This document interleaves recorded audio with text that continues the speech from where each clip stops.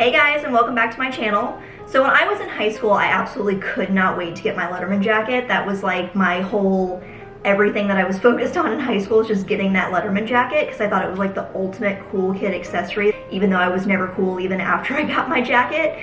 But the ironic thing about a letterman jacket is the minute that you graduate from high school, it's not cool to wear it anymore. So I put it away, hadn't worn it in forever, and I recently went to my mom's house and found my jacket again in my closet, and I still loved my name patch that I had picked for myself on the back of the jacket. So I brought it home with me, took all the patches off, and I was thinking about it, and I was like, you know what, I'm going to repurpose this patch and use it on a patch jacket, because no hipster wardrobe is complete without a festive custom patch jacket. The school colors for my high school were Kelly green, so all the patches looked something like this. So just like this with the green mat and the green stitching. And so I took that off, took out the green stitching, took off the green mat, and put on a black mat and black stitching. And so I ended up with this afterward. Of course, I don't have a before picture because I didn't think to do that, but this is what it looked like afterward. So I'm going to be showing you guys how I transformed this from this grubby little green patch into a nice black one that I could actually wear as an adult and not be embarrassed. So we're going to get started. This is obviously different than that one. That one's much larger and it's a little bit less complex. I was on the swim team, so I have my little swim girl here. So I'm going to be showing you how to transform this one like I did my name patch to have the black background and the black stitching. Alright, so to get started with this, you're going to need the patch that you're going to be working on, an X-Acto knife or some sort of sharp knife to cut the felt with, a piece of felt in whatever color you want. Now when you go to the store to pick up this felt, this is like the pre-cut stuff that you can get at Joann's or Michael's. There's two different kinds. There's a softer one that's super bendy, and then there's this that's a little bit stiffer and not quite as bendy. You want this that's a little bit stiffer to be the backing for the patch itself. You'll need a seam ripper to remove all of the stitching, and then some embroidery thread. So first and foremost, we're gonna start by removing the stitching on the patch. So removing the white part from the green. Now when you flip this over, you can see that the stitching is just the outside of the patch itself. So there's still gonna be green thread in the inside that we're gonna have to remove. But first we've gotta get that backing off, and then we can see what it looks like underneath there. So you're gonna take the seam ripper and be very careful. If there's any sort of white stitching, you wanna make sure you only cut the green. So I'm gonna start by just removing this back part off of here.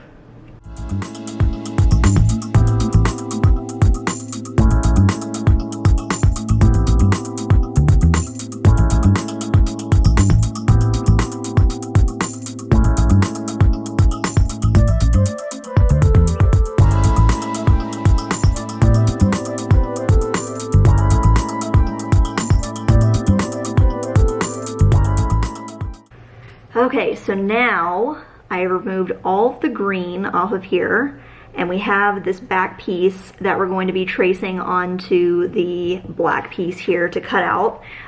So we're gonna lay this down just like this. You wanna cut on either a cutting board or a cutting mat. I use this giant cutting board for all my craft stuff. So we're just gonna hold this down tightly and then just cut around the existing mat to make a new one.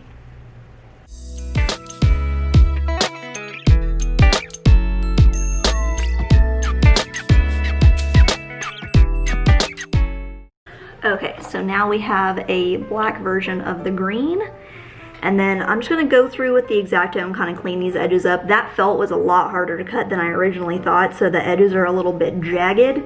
So I'm gonna clean it up just a little bit, and then I'll show you what we're gonna do with the rest of the patch.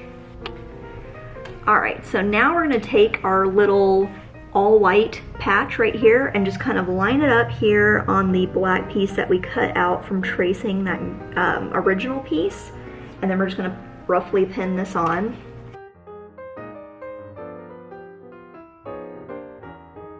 Okay, and now that we have that pinned on, we just need to sew this bad boy on.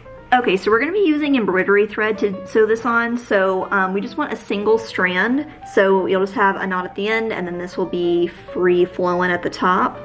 And the nice thing about this particular patch, since we removed all that green thread, we now have a perfect little outline of all the holes that we want to sew. So I'm going to start right up here. My recommendation for this, for the thread, is start out with a shorter strand, and then it's better to have to refill your needle more times than to put on one gigantic string and it gets super tangled up. That's what I did with my last patch, and it was a huge mess, so I would start with something shorter. This is probably still a little bit too long, but we're going to make it work. So I'm going to show you a couple stitches, and then we're going to do the rest off camera. So first and foremost, you're going to go up through wherever spot you choose to start. You're going to go through one of the pre-existing holes. So just kind of poke around until you find it. So we're going to go through this one. And then you'll go right back down through that same hole, but you don't want to pull the needle all the way through. You want to create a loop. And I'm not sure what the name of this stitch is. I'm so sorry. I found it when I was wanting to make my other patch, but I don't remember the name of it.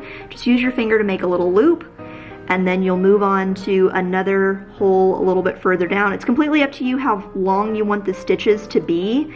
I normally do like every third or fourth hole. Again, just kind of poking around until I find it. There we go. And then as you're pulling this up, stick your needle through there. And then when you pull this taut, it pulls that loop down and creates a stitch. And then again, you'll go right back through that same hole, creating another loop.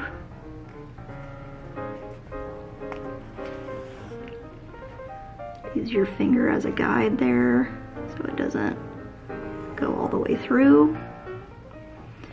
And then again, like maybe 3 or 4 holes away. Okay, and then again, catch that loop. And when you pull, it makes it taut. So I'm gonna be doing this for quite a while. So I'm gonna do that off camera, and then I'll show you the final result for this guy.